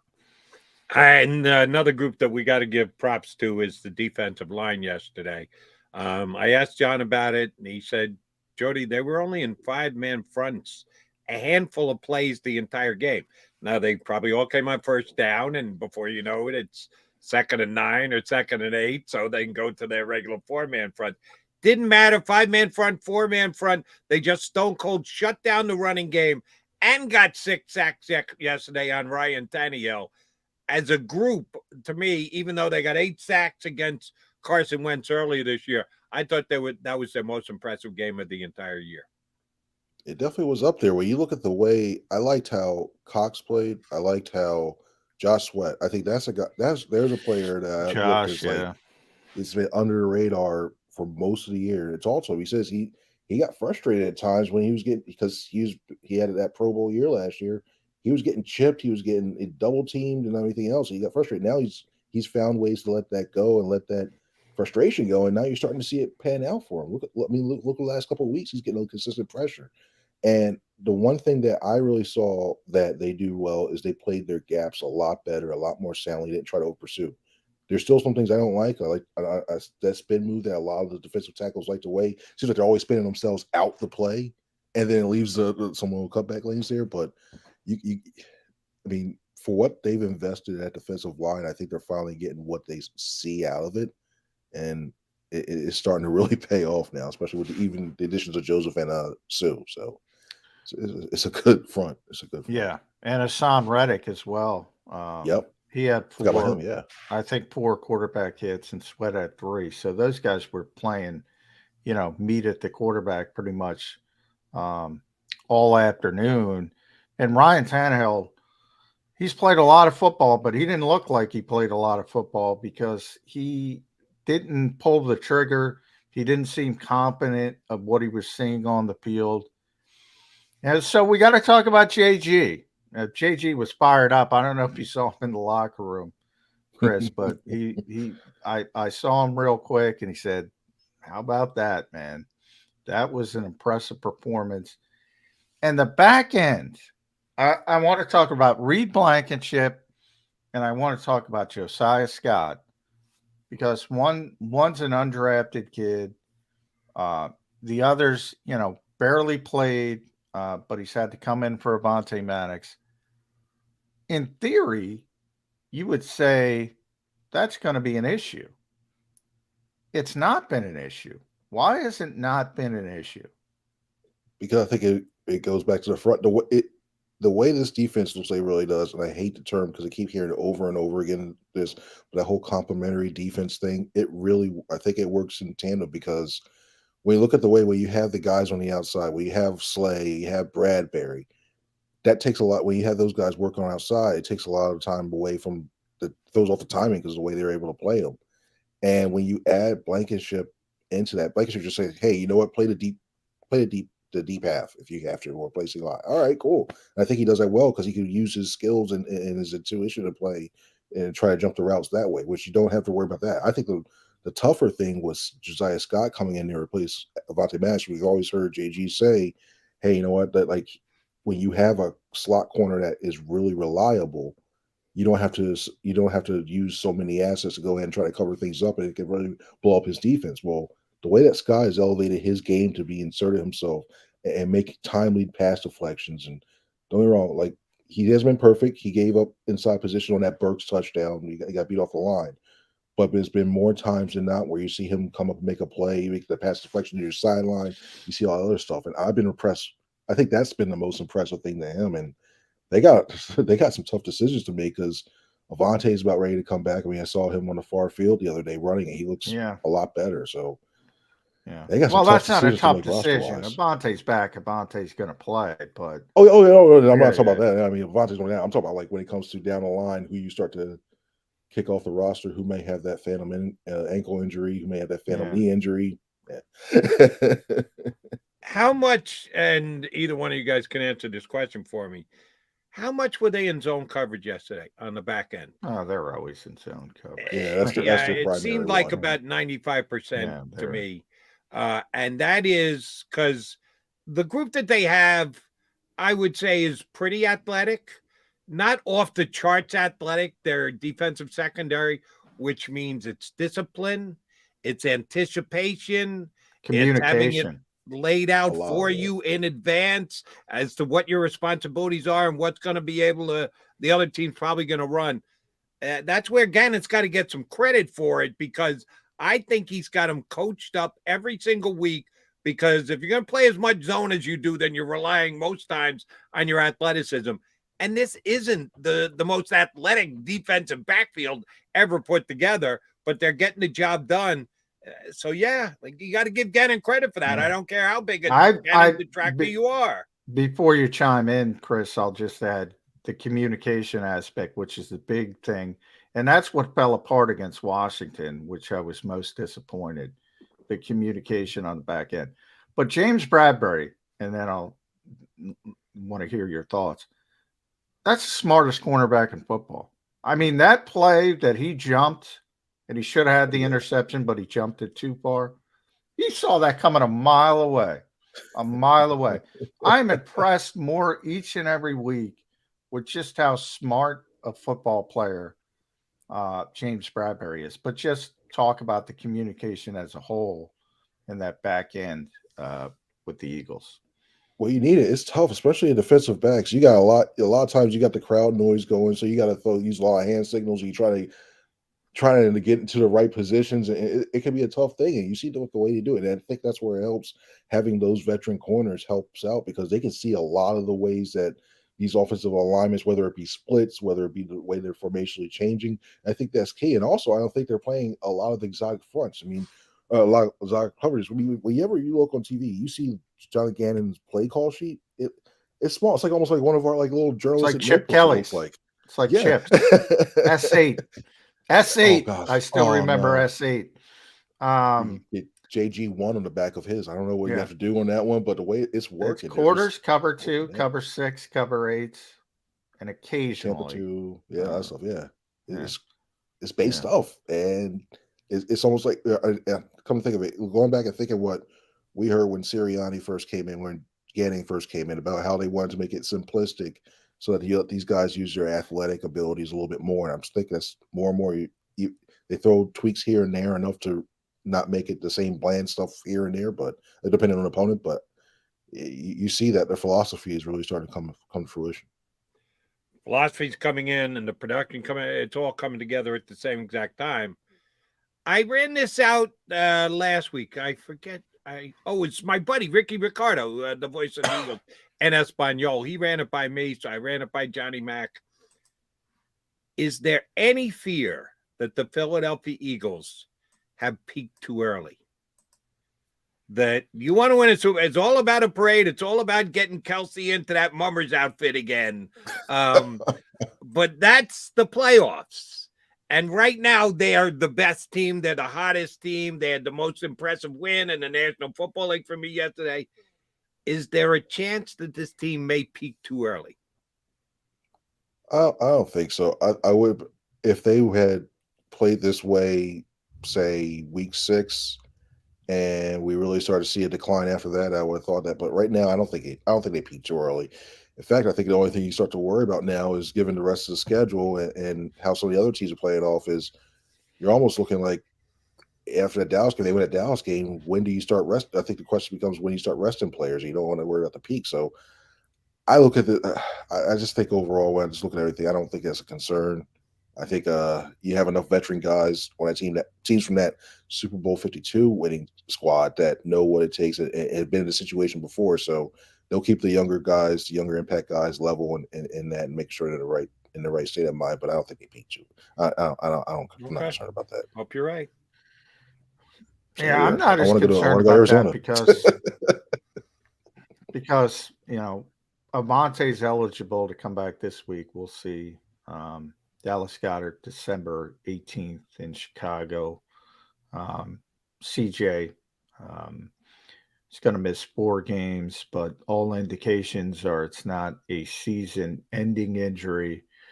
You're getting those guys back. And we've seen this offense. Yeah, I was a little concerned with the passing offense when Dallas went out. And I think at the beginning they had some hiccups, and all of a sudden they throw for 380, and Jack Stoll's going down the middle of the field. Grant Gutierrez getting the big reception. You mentioned Kenny Gainwell, Quez Watkins, Devontae and AJ both go for 100 yards. Yeah, I'm not concerned about peaking too early. The only thing I'm concerned about, Chris, and you can't control this, is injuries, more injuries. Yep. That's it. If this team is healthy, they're going to be tough to deal with. But you just saw it with San Francisco. I mean, San Francisco was the one team that concerned me, and they lose their quarterback. So now it's Brock Purdy. Good luck. Mr. Irrelevant. Yeah, he looked good yesterday. Yeah. You guys were doing your post-game stuff. I watched that game. Purdy was not bad. Now, can he do it over a continuous basis? It gets tougher when they're game planning for you. They weren't expecting to see Brock Purdy. Now, I'm not making excuses for the Dolphins because they should have won that game. But anytime you're down to Brock Purdy as your quarterback. But there is something to the fact that they're not expecting to see Brock Purdy. And he's probably – and I don't know, Jody. I don't know much about him. And you said you watched the game. I'm guessing he's more athletic. I'm guessing he can do some different things just because he's got to be more athletic than Jimmy G. But I don't know. I'm guessing they rolled out some things that they weren't prepared for. Nah, I honestly don't know that. I thought the Dolphins defense yesterday kind of spit the bit, and shame on them for that. But no, he made all the plays. He wasn't like zinging 20-yarders into tight windows, but when they had receivers open, he got the football to him, which might be enough for that San Francisco offense. I brought this up earlier. Johnny Mack had a power hit, so it kind of froze up on him. So I'll ask you this question, because it may have Eagle influence down the road. Not this year, but down the road. I saw it twice again yesterday. The quarterback push that you get either the tight end or the fullback or whoever. They got to change that rule, by the way. They got to change. That's what I said while you were frozen out, Johnny Mac. I believe that they will change it back next year and take it out of the net, because you couldn't. It used to be you couldn't do it. Yeah. And then they kind of said, "Well, go ahead. You can go ahead and do it." Again, it's not football. It's rugby. It's a scrum, is what it becomes. And yeah, the Eagles have taken advantage of it. I don't think they need it as much as some other teams do, because Jalen Hurts could move the pile with his 600 bench pressing legs to begin with anyway. Do you think we'll see that next season as a rule change, that they'll take the ability to push a runner forward out of the acceptable playbook? I know there've been some rumblings about that. I've heard from a couple people there've been some rumblings that the competition committee is going to look at it. I think it's more of just enforcing the aiding rule, because I have no problem with the rugby scrum. It's when the players start to pick up the other ones and start to sling them forward. Or they pull them forward, which you're not supposed to be able to do, but they don't call it. there was another game, not the Eagles game, and I can't recall. There was a sneak by the quarterback. Why can't I remember who it was? And it was originally ruled a stop, and then they reviewed it and turned it back into a touchdown. Oh, it was the Jets. It was Mike White. And, you know, he stopped at first, and, you know, what if the official blows the whistle? Then they're upset. But he let it go, and then the Jets push him off to the side and push him into the end zone. There's too much. Never give the officials more judgment, because if they say, all right, momentum is stopped, people are going to be upset, and they say, okay, 4th down, you don't score. If they don't blow the whistle and they just keep letting it going and going and going, you're eventually going to push the guy in the end zone. I hate that. I hate that they allow teams to do it. I hope they change it. And by the way, I think they will change it. And I think it will ultimately be called the Jalen Hurts rule, because it's too easy for the Eagles. And the Eagles don't even need it. It's the quarterbacks who aren't good at the quarterback sneak. But I don't like it, Chris, man. It just there's too much. They give the offense. The offense already has so many advantages. For the defense, it's absurd to expect, okay, stop his momentum, and they do it, but then you're not done because here comes 3 other players pushing them forward. I don't like that rule. I don't like I said, I don't mind them like when they used to push from behind, but when they start to bring them up and start to carry them in, that's where I have my issues. But you gotta look at it. It's helping keeping the offense on the field, which puts more points on, and which makes it more exciting. And that's what they want. Yeah. They keep going more and more with that one. So if I'm going to be a defender, I'm like, I think, see, it's at the point now you start looking at the defenders like, why? You should pay us more. You know, we're getting beat left and right. Our name's getting tarnished because you get beat on the field so much. And it pisses me off from a defensive perspective, because you do everything you're supposed to do, but then the whistle doesn't blow and you stop the momentum and other guys come in and just push the pile. I don't know. It's a pet peeve of mine, but it's helping the Eagles. So I guess, you know, people in Philadelphia are not going to be on board with that. All right, Chris Franklin, last question for me, and read Chris at NJ.com, does an outstanding job covering the Eagles day in and day out whenever he jumps in with us here on Birds 365. What will be the narrative, the hue and cry leading into the game this week against the Giants? What are the Eagles going to base their motivation on, either as a team or one individual? I think they're going to look at it as saying, you know what, we got beat up there in the Meadowlands. Let's go ahead and avenge that loss last season, because I think that was one of the worst. There were some games that were pretty bad last year. Worst game. Ding. That's exactly right. Jalen Hurts' worst game as a Philadelphia Eagles starter was at MetLife Stadium against the Giants last year. And oh, by the way, they almost won that damn game. As bad as he played, as bad as they played overall, Jalen Reagor comes down with the ball. They actually win the damn game. I think that is the storyline starting today. Jalen owes the Giants one. He's going to go up to MetLife and play like the MVP that he's playing like this year. Mark my words. Yeah, protect his ankle this time too, because under that game, it was like that's the key. That MetLife turf, that's going to be part of the story. That MetLife turf is a disaster. Players don't like playing on it. And that probably will be a talking point this week, because Jalen happened to hurt his ankle. I don't think it had anything to do with the turf, but you know how these things take hold. And I think it was ironic that Jalen got hurt in the pocket, not outside the pocket last year. So that comes to it as well. You mentioned Wink Martindale, but I'll say this, last one from me, Chris. All right, even if Wink Martindale calls the best game he's ever called as a defensive coordinator, how does this Giants offense keep up with the Eagles? They can't keep up with the Eagles. They're just going to have to. That's their key. They're going to have to muddy the game up defensively in order to limit this. If they're not giving it to Saquon Barkley touch-wise, either rushing pass, whatever, they're not giving them at least 25 times, maybe even 30 this game. I don't know what the heck they're doing then. And then it is also going to be a game where defensively the Eagles' edge rushers are going to have to be very, very disciplined, because we've seen Daniel Jones, for some reason, he likes to run wild against the Eagles. Run. People don't realize how good a runner he is. Yeah, he's not going to be the vet where the turfer's going to trip him up when he's got a clear lane to the end zone. So he's gotten used to that bad turf up there. He doesn't get tripped by the 10-yard line like he might down here in Philly. The only way the Eagles lose this game this week is if they turn it over at least twice. I say 3 times. If they turn it over twice, they can overcome that. If they turn it over 3 times, it might be enough. Yeah, I don't think they're turning it over 3 times. Chris Franklin, it is always good to catch up with you, buddy. You're looking good inside, outside, wherever he pulls up his computer and jumps on with us.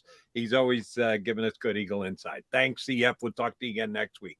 Thanks, appreciate bud. it, guys. Thank you. You have a good one now. See you. That is Chris Franklin here with us on Birds. By the way, Jody, I forgot. I got to bring this up because I'm going to forget. Okay. I can't believe you didn't rip Mike Vrabel for winning the coin toss and not taking the football. Oh, no. Now, Mike Vrabel should have taken the damn football. I was just happy that Mike Vrabel won the coin toss and decided to defer because, John, what's the Eagles' record when they get the ball first?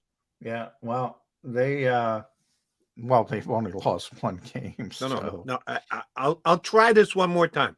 What's the Eagles' record when they get the ball first? When they get the ball first, they're 3-0. Okay, 3-0. undefeated. That cannot be said about when they defer. They have a loss. They have lost 1 when they defer. Yeah. They but are here's the point. We talk about the Dolphins, 17 greatest of all time. It's something you can't control. They're undefeated when they get the ball first, not necessarily. But get the ball first. So I was like, thank you very much, Mike Vrabel, for winning the coin toss. The Eagles will get the ball and go right down the field and score a touchdown on you, which is exactly what now. Here's what made it worse, though. Here's what made it worse. Because I was talking to Sal Powell before the game, and he was talking to Vrabel, and Vrabel told his team that be careful because when the Eagles start quickly, they're the best team in football. And that worked out, Coach. And he deferred, and he just got done telling his team. That's what made it more egregious to me. He seemed to understand what he was up against. He said, I'm going to default to what everybody does. If your point was Mike Vrabel made a mistake, you are correct.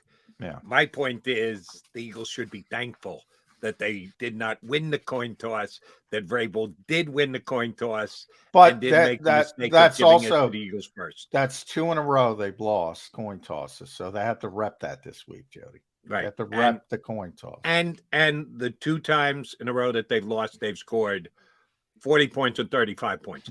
Thank you very much, opposition, for giving them the football to start the game so they can get the ball rolling and get downhill on you guys. Yeah, my rep in the coin toss was more of a joke, but yeah, they claim they rep everything. So yeah, they lost 2 in a row.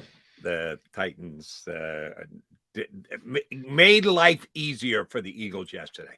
Hi, Johnny Mac. I'm Jody Mac. We'll come back, put a bow on the show here on Birds 365.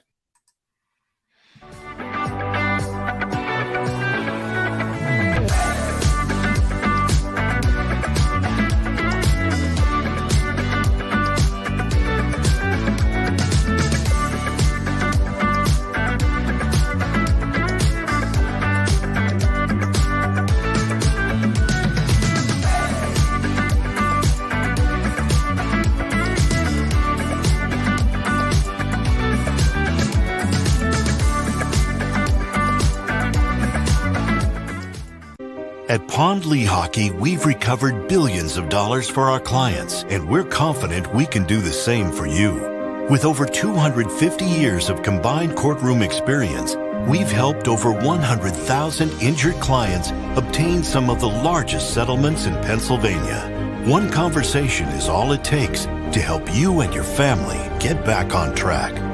If you've been injured in an accident, give Pond Lehocky a call. Jim Gardner is an icon. A Philadelphia treasure. He's a mentor, a pace setter. Jim is my North Star. He's trusted, revered, appreciated. He is Action News. He's compassionate, honest, and fair. He is extremely dedicated, motivated, and always seeking the truth. He's also funny. We are a team of many. Jim Gardner is our leader, and we're lucky to have him. Go passionately. Go fearlessly. Go confidently. Go Birds!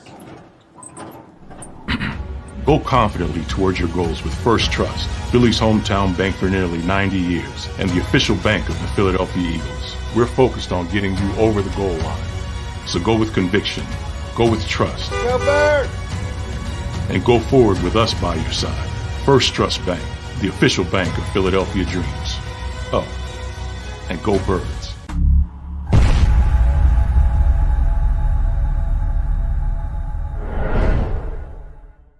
We all know that taxes are just part of life. It's true during our working years, but also in retirement. But what you might not know is up to 85% of your Social Security benefits might be taxed. Our team at Thrive Financial has helped retire thousands of people across the Delaware Valley by asking questions they never knew they needed to ask, including how their Social Security benefits might be taxed. It's time to be proactive on taxes. Get your Thrive Retirement Tax Playbook today.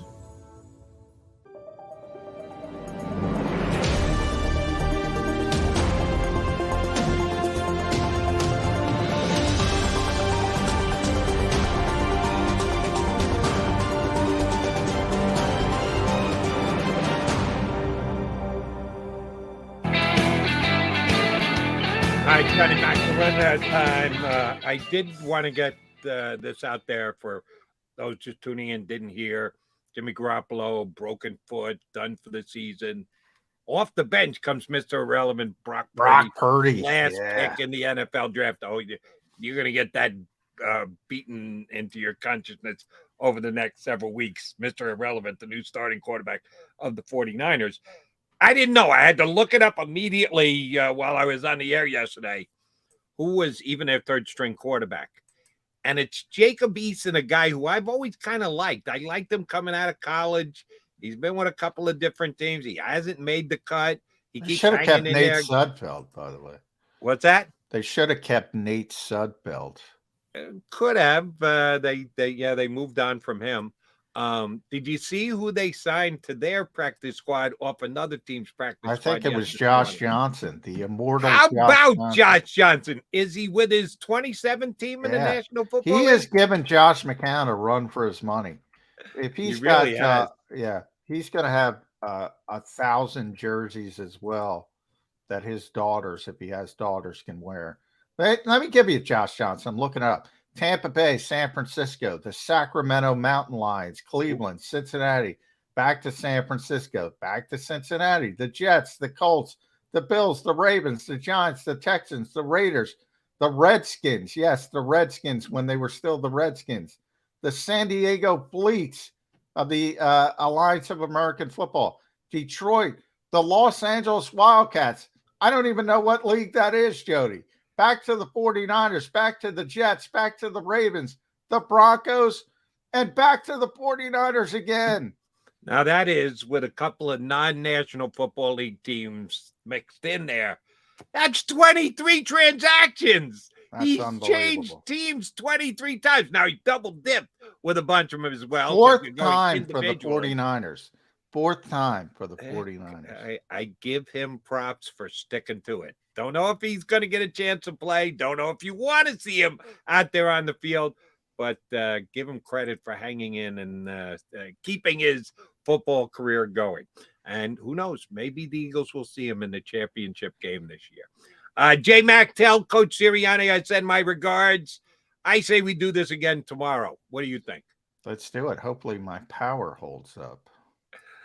No power hits for Johnny Mac tomorrow. No 11-1. No 11-1 for South Jersey. I don't want to rip them. All right. Hopefully Johnny Mac's power is on.